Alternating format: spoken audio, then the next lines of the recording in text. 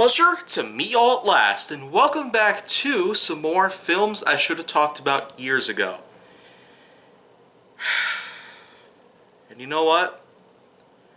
I'm very sorry that you never got the chance to see anything new in development. For the last few weeks, I've kind of had a lot of trouble going on, a lot of things mostly personal, but at the same time a lot of technical issues have also taken place as well.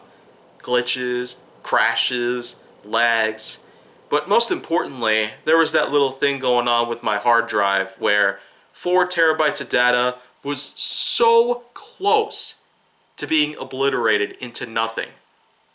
Well, you know what?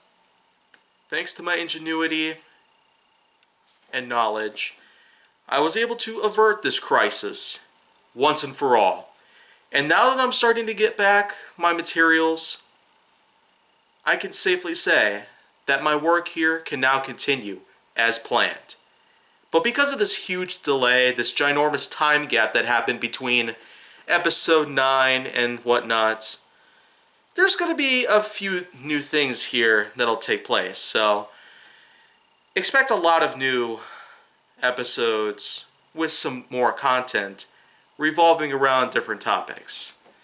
But here in films I should have talked about years ago in particular, I might as well say that it's time to go ahead with episodes 10, 11, and 12.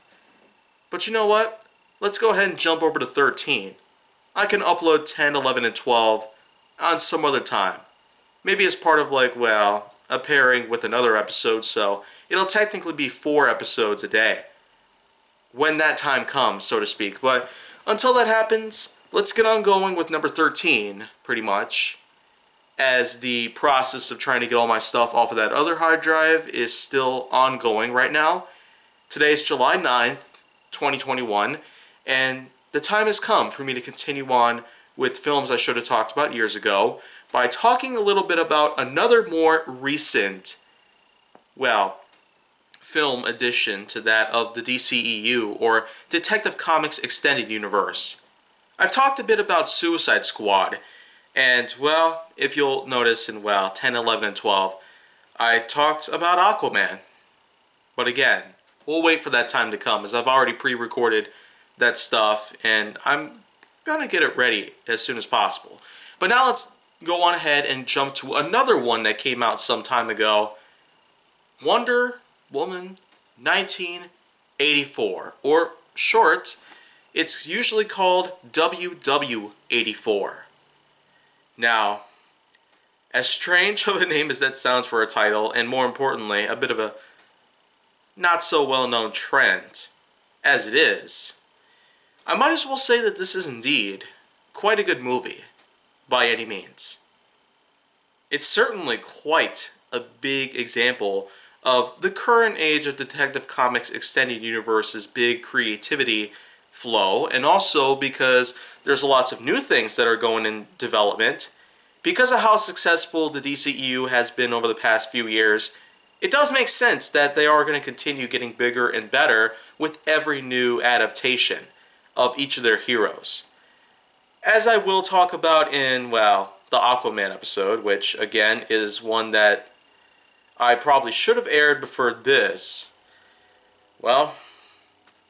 It does turn out that with every new film that comes from the DCEU that's released into theaters or otherwise, we're probably going to be seeing a lot of new things taking on. So, until then, I'm going to go as far as to say that WW84, being one of the most recent, happens to be quite decent, by any means. Of course, you have yourself familiar actors here and there, like Gal Gadot coming back as Diana Prince. And then we also have ourselves Pedro Pascal, who basically plays a wish-granting egomaniac out there. Of course, we also have ourselves the Cheetah. But the whole thing about WW84 is just simply the fact that it actually takes place in the year 1984. Ergo, that part of the title right there. So it's as simple as describing the character and the date where it takes place. This entire story is in fact set on the adventures of Diana Prince in the mid-1980s. a time where shopping malls were beginning to thrive across America, and, well, lots of things have been done. Crime was exponential when it comes to, well, the measurements of many things that people have done for any kind of reason whatsoever. But it's also a time that we should recognize for a bunch of other things that took place. Superheroes of all sorts came in left and right, from comic books out there and various other novels and adaptations, whether it be television or musical or otherwise. In terms of how WW84 goes along to play with the timeline that it basically is set in, it does a pretty good job at it. It gives us a few unique examples of how culture was in the States during that time, but it also gives us a bit of that little satire that you don't always get from most others that happen to be set at the same time period. Stranger Things is also one of those that happens to set upon the 1980s very well. So in a way you can say that WW84 does do a good job at capitalizing on the timeline that it's set in. As for the plot, well, it's as simple as this. Diana Prince goes hand in hand with a new scientist who works at a museum.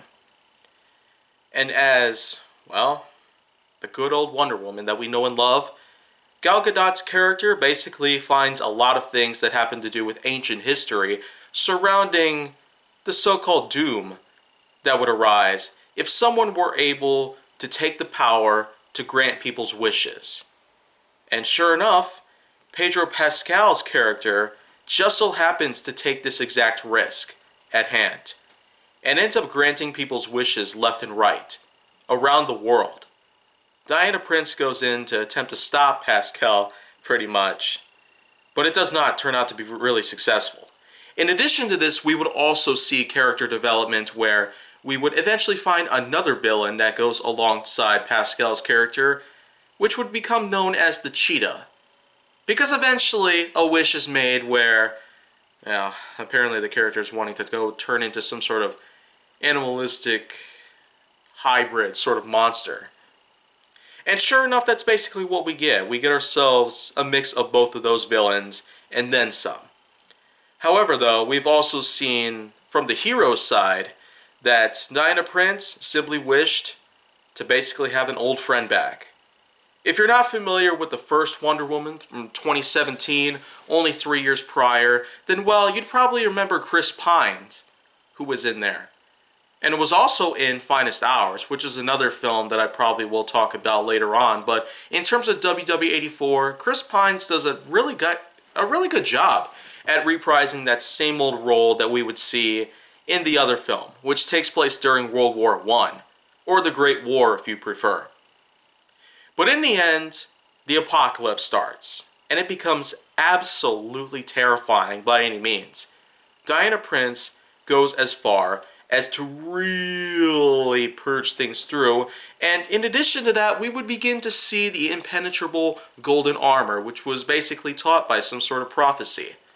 The same kind of history that also taught us how giving the power to grant anybody's wish at any cost also basically gives us a flip side to it where anything that's good can become even better.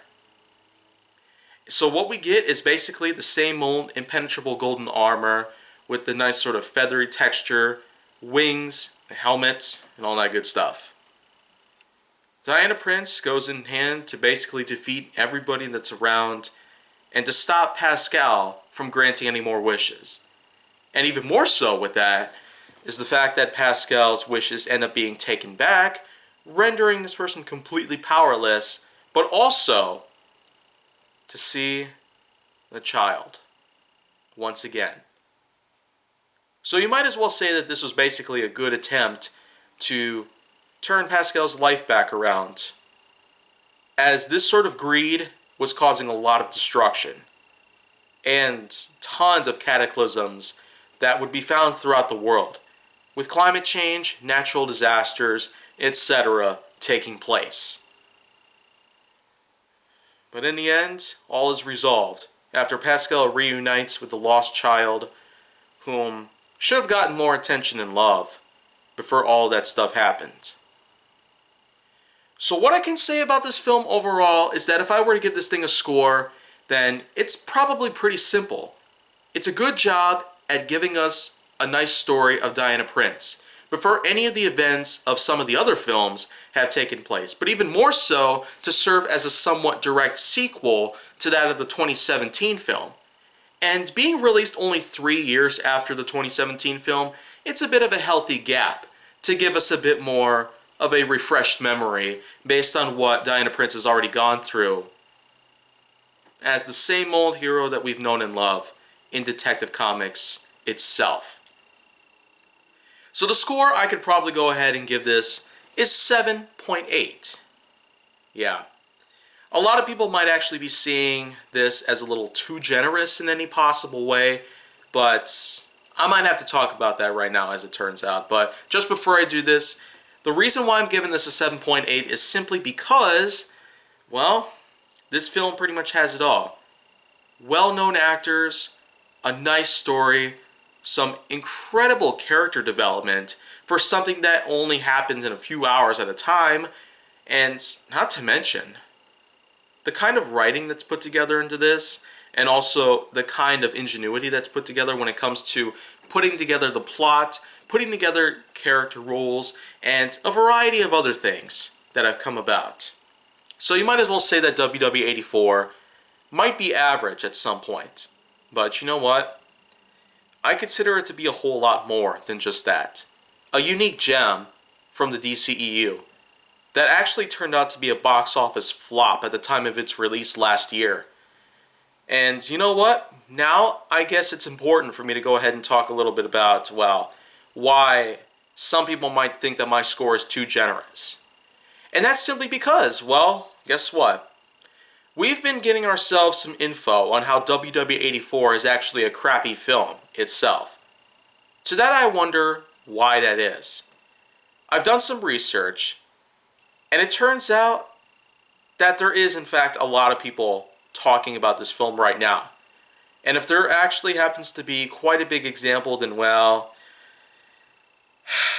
let's just say, from the looks of this person over here, in this screenshot up here that I have, it's as simple as this. You'll never believe what the title of this video was that talks about WW84. Well, here it goes. I'm hardly even prepared myself, and I'm kind of stalling, but that's only because the title of the video is called WW84 is a train wreck.